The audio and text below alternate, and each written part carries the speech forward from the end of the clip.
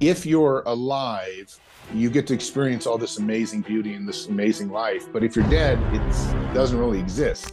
I think when you die, it's probably just over. It's terrible. If you live forever, life's going to get boring. But I don't think that's the case at all. I mean, maybe when we're AI might merge itself with something else, quantum intelligence, something crazier. I have no doubt that we're going to overcome aging and overcome biological death in most cases. They have to experience it. Maybe they have to have a heart attack where they see the light, or they need to have somebody very close to them die. Then people start to think, oh my God, what can we do now and today? And that's just the beginning of our journey. We have no idea how far we can go in the universe, whether we'll be bodies, whether we even need bodies, whether it'll be hive minds. But whatever it is, it's going to be super, super interesting. We need to get into a platform, whether it's digital, whatever, that allows us to have multiple versions of ourselves. So in case one thing happens, we still have others to pull upon. It's just, I want multiple digital versions just in case. I think, the earlier you can teach people that we can live indefinitely and we need to do something about that, the earlier you tell them the fight is on, the better. Meet Zoltan Istvan, an American-Hungarian adventurer and visionary. At just 21, Zoltan embarked on a solo sailing journey around the globe, his only companions being 500 classic books. Zoltan's quest for knowledge took him to over 100 countries. As a journalist for National Geographic, he brought the world to our screens, from war-torn Kashmir to the thrill of volcano boarding, a sport he popularized. His passion for the planet led him to become a director at Wild Aid, battling the illegal wildlife trade in Southeast Asia with daring armed patrols. Back in the US, Zoltan's entrepreneurial spirit flourished. He delved into real estate, filmmaking, even viticulture, uniting these ventures under ZI Ventures. Zoltan penned The Transhumanist Wager, a fictional thriller that became a top 5 Amazon hit. The book explores the quest for immortality through science and technology. A renowned figure in futurism and transhumanism, Zoltan contributes op-eds to major outlets like the New York Times. He founded the Transhumanist Party and even ran for US president, bringing the ideas of extreme longevity and transhumanism into the political arena. Zoltan's journey from adventurer to futurist, from conservationist to politician, is captured in the documentary Immortality or Bust, available on Amazon Prime. Zoltan Istvan, a man whose life is as diverse as his ambitions, constantly pushing the boundaries of what's possible. So welcome, Zoltan, and thank you so much for being with us in HealthGevity Nation podcast. Thanks so much for having me. Thank you. So let's get started with this question, because, every one of us that are thinking about transhumanism, about immortality, about living longer, we had a moment in our life that from that moment we started thinking about it, and it changed our life. For me, it was when I was 17 years old and I started with reading the book of Alan Harrington, The Immortalist, and after that I started actually to read a lot of books about it. So I want to ask you how, when, and why actually you became interested in transhumanism. Well, I began my career at National Geographic. And I was a journalist there, and I had a story that I did in Vietnam where I almost stepped on a landmine, and it got me so scared after it that I looked for movements that were, tied to longevity and transhumanism that might extend my life. And lo and behold, there are actually a lot of people out there that have been working on trying to overcome death for a long time before that. And so I decided, how can I join this movement? And that's really how I got involved in transhumanism, was just doing that. But it's really through my novel, The Transhumanist Wager, that I became a public figure in the movement. And once it, went live and a lot of people read it, became bestseller and all those things, I sort of became, a spokesperson for the movement in terms of at least media, and then eventually ran for, the US presidency. Yeah, fantastic. So, every day we all talk to people around us that most often they haven't heard of the word, even transhumanism, or if they have heard of it, probably they don't know what exactly is, and some misconceptions are there about it. Quickly, I want to ask you actually that what are the core principles of transhumanism, and how do you define it for someone that doesn't have even any idea about it, probably in one or two sentences, very quickly? Sure. Well, I think in the Latin, transhumanism just means beyond human. However, what I like to think of it is the most radical 10% of the science that's out there right now. Right. And that way you always know it's totally cutting edge, whether it's artificial hearts or getting disabled people out of a wheelchair with an exoskeleton suit, or even brain implants like Neuralink is working on. This is the most radical science that's out there. And I think, that's really where the core of transhumanism is. Right. Just about 3 weeks ago, I had a meeting with Jose Luis Cordero, which he is also very active. We went together to Dubai and Saudi Arabia. We participated in Evolution Foundation, summit, and it was amazing. A lot of people were just talking about the longevity and the X Prize and how we are going to change the whole field. But still, when you ask people that, do you really want to live for, let's say, like 70 or let's say 100 years, they are not sure about it. And I'm just curious that what do you tell people that when you ask them, do you really want to live 100 or beyond that? They are thinking about it, and some of them say no. What do you say to them, and why do you think is the reason that, as I just watched one of your videos, one of the most beautiful thing in the world is being alive, right? So why they don't want to stay alive and of course healthy? We don't want, we don't mean just sick and just getting a lot of diseases, right? Well, I think there's a couple reasons. First off, a vast majority of the people are religious. So if you believe in an afterlife, then Yeah. it's not really the same thing that I feel. I think when you die, it's probably just over. It's Right. terrible. So I Yeah. think that's one thing. I think another thing is as you get older, and I felt this myself, and when my father passed away as well, he told me the same things before. You lose your lust for life. You lose your lust. It's just you don't want to die, but you miss being 30 or 40 when you're 60 or 70. And because life's harder, everything's painful, a lot of things ache. So I think there's a lot of people that when you ask, do you want to live indefinitely, they aren't really willing to do that because their experience of life today as an older person is something that is more challenging than it was when someone, for example, your age. And I've felt this too. And this is actually a very real problem, I think, for longevity enthusiasts is burnout. Burnout, not because we don't want to live, but burnout because our emotions, our entire psyche, our well-being is different. It's not as good. I mean, I'm just not as healthy as I was 10 years ago. I just can't go out and I'm here in Tahoe right now. I had to shovel some snow yesterday and I got really winded, and that wouldn't have happened 10 years ago. So I think one reason people may not want to live indefinitely is that their experience of life right now, especially as an older person, isn't as strong as it was when they were in their youth. Yeah, exactly. And I think another reason is that narrative that actually we have been taught since we were a child, right? I mean, we are going to get old and then get some diseases and die, right? There was no technologies like 30, 40 years ago. So this is being taught at school that death is a part of life. And even some religions and ideologies, they try to make it beautiful, right? They say, okay, death gives the meaning to life and it makes it more beautiful. But I'm just wondering that how non-existence can give the meaning to this beautiful life that we are in. What do you think? Well, yeah, look, I wrote a Newsweek opinion piece about this recently that I think, one thing that's really important is if you're alive, you get to experience all this amazing beauty and this amazing life. But if you're dead, it doesn't really exist, at least for someone who doesn't believe in an afterlife. And I think even if people argue that if you live forever, life's going to get boring. But I don't think that's the case at all. I mean, the way technology expands and evolves is that there is always going to be something that is new, something that's cool. I mean, we might merge ourselves with artificial intelligence. Maybe when we're AI might merge itself with something else, quantum intelligence, something crazier. Right. It's not like the AI is the end of evolution either. So the point I'm trying to say is that if you live a million years, I would find it incredibly improbable that you would ever get bored. There's always going to be something new developing and evolving that makes life super interesting. And for that reason alone, I always think it's just worth trying to stay alive so you can stay alive as long as possible to see what happens. It's going to be super exciting no matter what happens.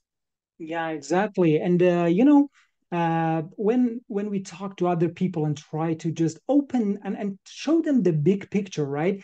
That even all religions and ideologies, almost all of them through the history, they all believe in immortality, right? No single ideology says that after you die, it's the end of the world, right?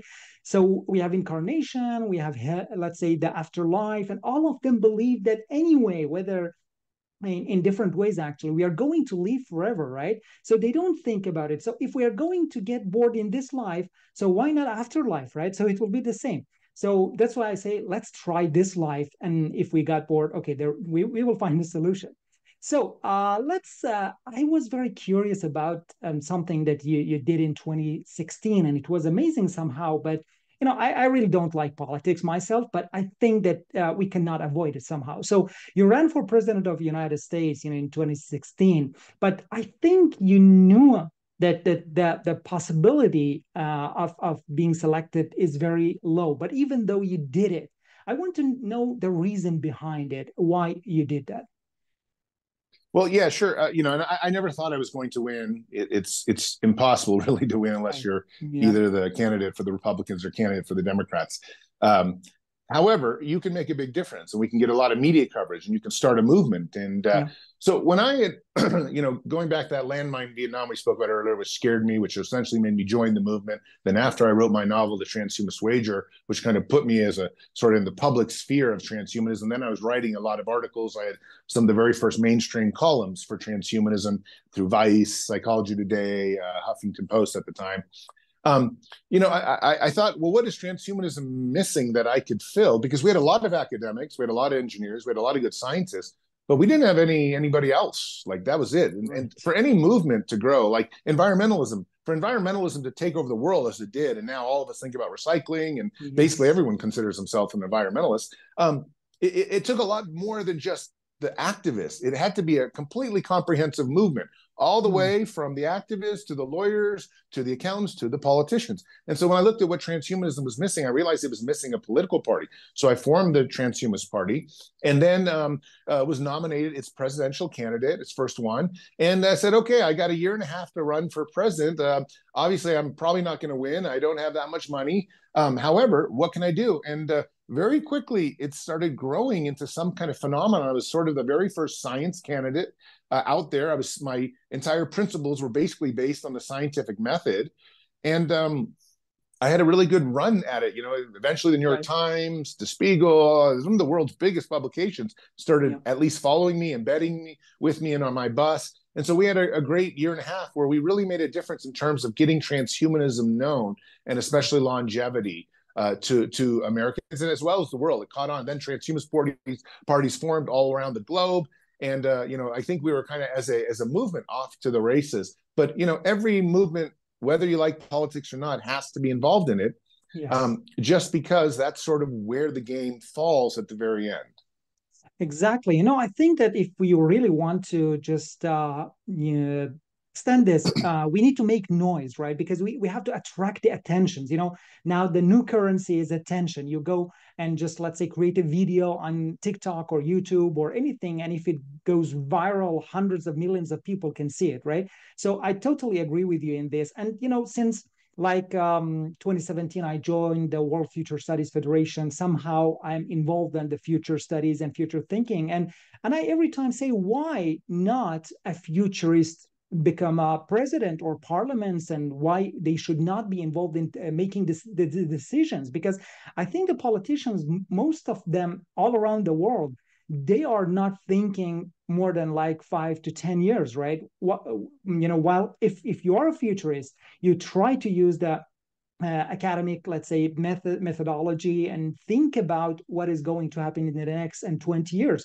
And I think the problem, personally, I think the problem with why politicians and even people do not pay too much attention to, let's say, the death and aging is because it is not something, let's say, emergency, right? It's like it's going to happen like 20, 30, 50 years later for them. But when Corona happened, COVID-19, because it was something emergency, all the world, the academics, the governments, the investors, companies, everyone got together to solve this solution. So what do you think if one day we became, just we can somehow convince people, politicians, that curing aging is as important as something like COVID. What do you think? What would happen then if we can do that? Oh, well, I think it would be remarkable how much quicker we would achieve that goal. I Mm-hmm. have no doubt that we're going to overcome aging and overcome biological death in most cases at some point in the future. The question is just dollars and urgency. But it's Mm-hmm. very difficult to say, that you know COVID is similar to aging, because everyone, like Yeah. I said, if so many people, 85% of the world's religious, they don't mind dying the normal way to go to their heaven. So you have to really convince people that there's something at stake here. You have to convince people that something important is actually happening, and that's very, very challenging to do, to get a sense of urgency that life is dwindling, especially when I woke up this morning and I thought, I got 30 years. If I take a day off, it's okay. I'm not taking a day off, by the way, but Yeah. but I think that's what most people say when it comes to the longevity fight. Um, the problem, though, is that actually how to get people to feel urgency, and that is something that has to be a personal belief. I feel urgency because I almost stepped on a landmine once, yeah, in Vietnam for National Geographic. That was my moment. Everybody needs a revelation, an epiphany that Yes. Yeah. converts them and says that, but not everyone has that, and so it's hard to. It's something you can't give, you can't tell somebody. They have to Mm-hmm. experience it. Maybe they have to have a heart attack, or they see the light, Mm-hmm. or they need to have somebody very close to them die. Then people start to think, oh my God, what can we do now and today? But unfortunately, most people don't actually have that kind of incident. And if they do, then the timing for being into longevity and wanting to do something about it, so it's believe me, I struggle with this question too. Right. I was thinking, I don't know really if any company has done it or no, but I was thinking about the technology like, the wearables, let's say like a suit that you wear it and you have a headset and just let's say like some glasses and you feel you are 100 and you feel that aging, the pain in your whole body.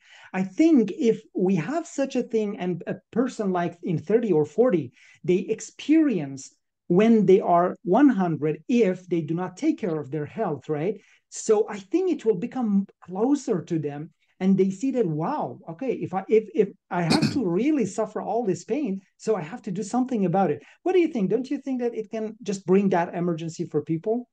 Yes, yes, no, I do. I think that would be something great. And there's been a few other ideas like that Mhm. posted throughout the years. The one that I always liked was glass box caskets. So when somebody dies, you actually watch them dead. You see them maybe in your living room, or you go to the cemetery. You constantly see their body decomposing. A real reminder that life is Mhm. over. There's also, Yeah. I'm not sure if it was Japan or China, but there was a virtual reality box that took you through like a 15-minute process of dying that was very Mhm. powerful. And at the Wow. end, it's just blackness and you feel you can't get out.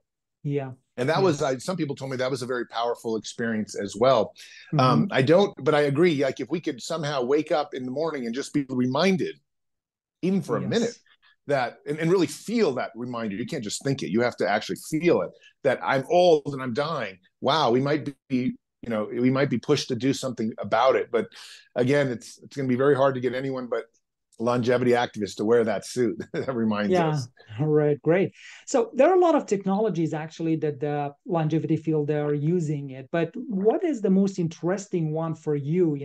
The current technological advancement that you think it's crucial for achieving the goal of transhumanism. But right now, I think 3D printing of organs is the most important. Most people die from organ Hmm. failure. Yeah. So if you can 3D print a lung, or 3D print a liver or something like that, then you can bypass this transplant phase that can keep you alive longer, which, there's just not enough organs to be transplanted to everybody, because not enough people are donating them, not enough people are dying, and enough of them actually fit in the donor that wants to get them. The body refuses them. Whereas if you could 3D bioprint them, you might be able to really solve a huge portion of why people die. Now, it doesn't mean they're not going to die, but at least they get that extra 5, 10, 20 years. Right now, that 5, 10, 20 years might make a huge difference in 10 years' time. And so, that's the field that I'm like, let's go, put my money into, hope that I can do anything for it. But I don't want to discount other fields. There's some amazing things, just what they're doing with different types of chemical compounds out there that might actually lead to anti-aging, I guess, ways of living and Gene anti-aging therapy, things in for your body. example, right? Now, Yeah, recently we have had Brian Johnson did a gene therapy, so a lot of people are starting to doing that, and it can be very helpful. Yeah. yeah. No, I mean, Uh, gene mhm. therapy's the 800-pound gorilla. Like, it could change everything. It may make it that you don't even need to have 3D bioprint organs. It might be Yeah. the greater, bigger future, because you can just fix things on demand, or just Right. have genes just replace the bad stuff that's there. But it's hard to know. One thing's for sure, I advocate for every single field, because I think one thing I've learned in my 50 years of life is that you never know what's going to work. And oftentimes what you think is going to work actually doesn't work. And then something comes out of left field and changes the world. I mean, I think this is happening right now with AI. We kind of all knew AI was coming, but we had no idea that AI in a matter of the last 13 months would be so transformative, and all of a sudden would really push us into what I might call the AI age. And maybe, there's an opportunity there to discover brand new drugs. I know AI is already working on that. And that might be the key to it. Let's just hope AI doesn't get too powerful and take over humans. But no other kind of tool has ever been invented like this. And I think in 3 or 5 years, this could be a game changer in what it can do for extreme longevity. But again, there are pros and cons with all this. But I think the field is going at a huge faster pace now than it used to. Just a few years ago, it used to be like a multi-billion-dollar field, maybe 10 or $20 billion market for extreme longevity money and funding. And again, funding is everything for the scientists. Without that, the scientists can't work. And now it's somewhere in the hundreds of billions. And that's such a giant leap, as all of a sudden a lot of tech titans and a lot of average people have said, wait a sec, we can stop death. The human body is a machine. The human body is like a car. It can be modified to live longer.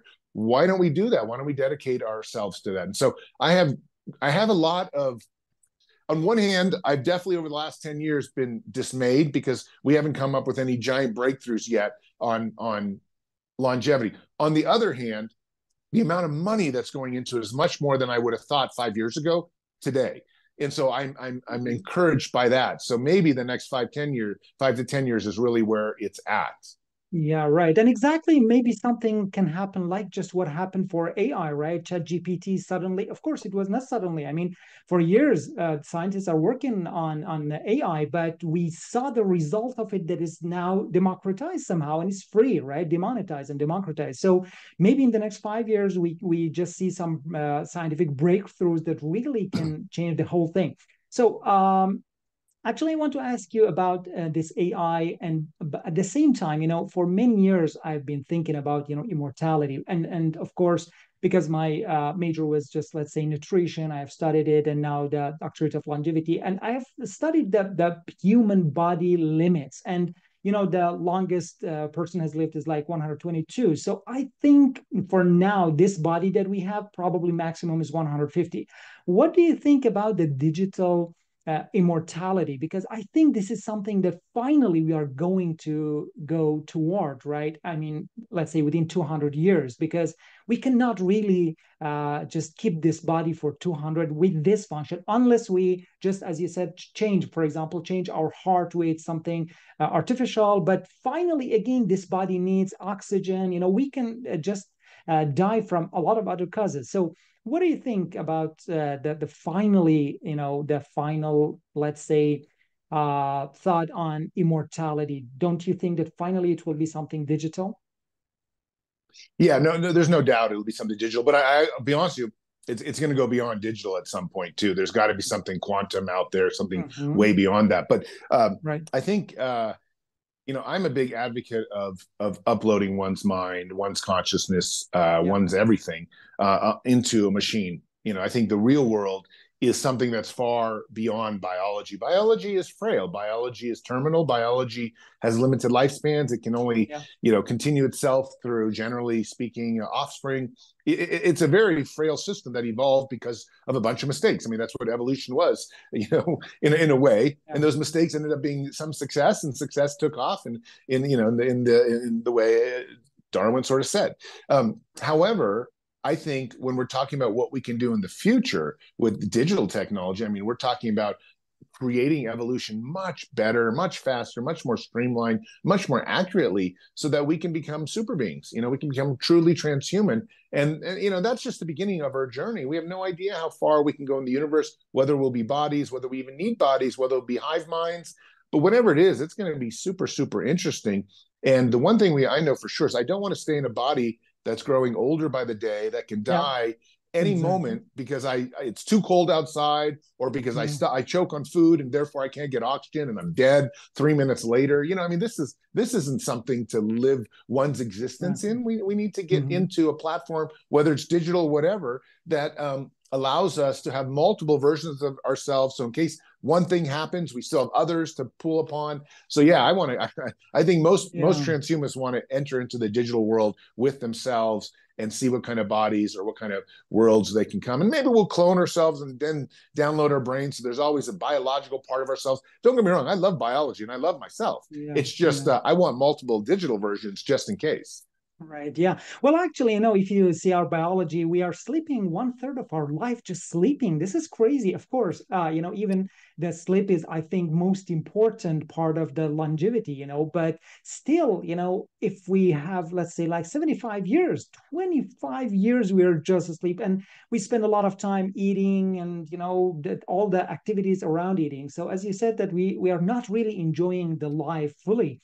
And, I believe I say that we are not still Homo sapiens. I think we are doing a lot of stupid things, and still we need maybe hundreds of years to become a super intelligent Homo sapiens. That's why I sometimes talk to my friends that still we are in very early ages of becoming a Homo sapiens. So I want to ask you a question about your personal life. That how the transhumanism and all this thoughts and philosophy, how it has changed your personal life.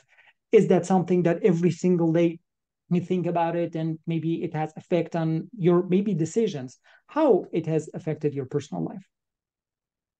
Well, I think, unlike some of the other people, like maybe Brian Johnson or Ray Kurzweil, I don't really take that many pills. And in fact, I don't take any pills really.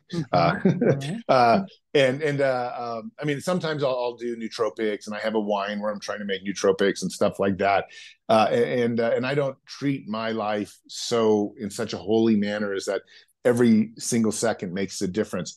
I do, Yeah. however, when it comes to philosophy or academics or what I'm doing like now for an interview with you, in this sense, my entire job is really promoting transhumanism, promoting extreme life extension. I just don't know if right now there has been any. I'm not convinced that the pills Ray Kurzweil is taking is really going to make me live that much longer right now. Mm-hmm. I still think Right. there's a huge amount of reasons people die: accidents, cancer, Mm-hmm. genetic, hereditary reasons. Gene therapies might be different, but I'm just worried that a lot of the nootropics out there actually don't do that much. So I haven't changed that much. However, when it Right. comes to like basic things, I like to exercise every day.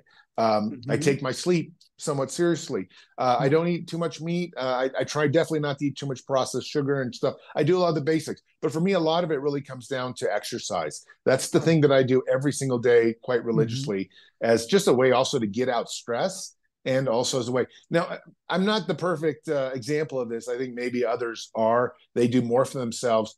Maybe I will. Maybe in a few years I'll start doing more. But at 50, I've found myself in pretty good health, still Mm-hmm. able to go out and run a nice, 45 minutes, whatever. So Yeah, I'm that's not great. sure that I'm doing that much. However, and also I'm one of there are a lot of transhumanists who don't necessarily have kids and aren't married, but I'm like one of the more Mm-hmm. normal ones in the sense that I have children, Right. two daughters, and a wife, and all this other stuff, and mortgages and whatnot. So I don't know if transhumanism has changed that myself so much on a physical level. Where I really Mm-hmm. spend all my effort is really in is publicizing the movement itself and trying to Mm-hmm. get more people on board, because the more people that are on board, the more money will flow into it. And transhumanism and life extension is all about money. If we can't fund the scientists, we can't fund new projects, then we're never going to actually achieve our goal. So that's really where I spend almost all Mm-hmm. day long. I wake up and think about that. I go to sleep thinking Right. about that. Mm-hmm. Right. Fantastic. So maybe the last topic. So, it was like 11 years ago, I started my first podcast about longevity, even though, for years I didn't do it, but it goes back to then. And since then, I was thinking about creating a community, but finally I changed it to a nation. That's why I have created HealthGevity Nation, which HealthGevity is new words like health and longevity together. So I think that we need to do something long term. I believe that we need to educate people, and especially young people, Gen Z and Gen Alpha, about health and longevity, immortality, transhumanism technologies, all of the things. I know it might take like 10, 20 years, but I think then we will have more and more people. It's not very easy to educate or convince someone that is over the age of 40 or 50 about all of the things. That's why we are focusing on young people, and of course to simplify the whole scientific topics and all those notions, and we are going to just simplify it to teach and educate young people and normal people, people who they even don't have the academic background. So we have created this, and Jose Luis Cordero and some other people actually are helping with this somehow movement. And it's not just a community, because we are going to create like a nation. And already we have 20 ambassadors from 20 countries. And by the end of 2024, we are going to have like 100 ambassadors and many more people. So I wanted to ask you this question: how much it is important from now we invest on young people and teach them about the whole concept of transhumanism, longevity, and everything related to this topic? Yeah. I mean, it's very important. I think, the earlier you can teach people that we can live indefinitely and we need to do something about that, the earlier you tell them the fight is on, the better, you know. So clearly, like, if you can get into their minds as they are young children and tell them, like, look, death is wrong, we can overcome it. That's better. And I definitely think, launching a nation like that is great. I mean, that's my Transhumanist Wager. The book is, a third of the book is about launching an extreme startup nation that's centered around longevity, and that was a big hit in the book. So I mean, these kinds of educational ways are really important, and you can't emphasize enough that they must be done, because without the next generation actually wanting to solve the problem of death, especially for older persons that are coming, it's got to be like a societal move, a civilizational move. Everyone's got to want it. Sort of like I said with environmentalism. Somehow the environmentalists got everyone to think environmentalism was good, and now we all recycle. We all want to protect trees. We all want to save animals. I mean, that's mostly how at least the developed world thinks these days. And so we need to do the same thing with transhumanism and extreme longevity. We got to get people on board with whatever, however means we can do that. If it's through education, through nations such as yours, whatever, that's the best way to do it. Fantastic. Thank you so much, Zoltan. I have a lot of other questions, but I know our time is limited. Maybe just the last thing, maybe a news or something that you were interested in. You can talk about it and let us know that what is the most interesting thing for you, or maybe about your work, that what are you doing these days?